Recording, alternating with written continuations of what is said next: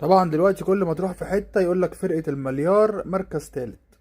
ده بسبب مين؟ لاعبين النادي الاهلي وادارته. لاعبين النادي الاهلي وادارته.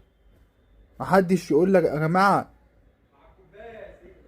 يعني بص، قبل اي شيء هي اسم ونصيب ومكتوبة للنادي الزمالك. تمام، وقدر الله ما شاء فعل. ده بالنسبة لجمهور النادي الاهلي، ولكن محدش يقول بسبب الاخطاء التحكيمية. يا جماعة بصوا، الاهلي يعني اذا فاز بالدوري السنة دي كانت، انا شايف، ما كانش في صالح النادي الاهلي. ما كانش في صالح النادي الاهلي. في حاجات كتيرة جدا غلط.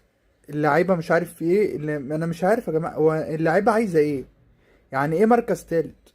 يعني ايه النادي الاهلي تقريبا من 23 سنة ما خدش، ما وصلش كونفدرالية مباشر. حتى في 2015 2014 كان في دوري الابطال، ولما بيخسر في دور ال 32 بينزل الكونفدرالية. فنادي اللعيبة، ان لاعبين النادي الاهلي هيتحملوا جزء كبير في اللي حصل ده. ليه؟ عندهم المقدرة، وشفناهم اخر 3 ماتشات 3 فوز. في جودة موجودة، ولكن بقى مع الجودة في دلع. في دلع من اللعيبة.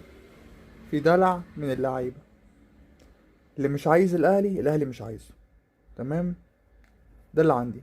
اتمنى يا شباب لايك اشتراك بعد اذنكم، لان في ناس كتير جدا بتتفرج وبتنسى تشترك في القناة. كل ده يا جماعة شيء مجاني، بعد اذنكم لايك واشتراك. السلام عليكم.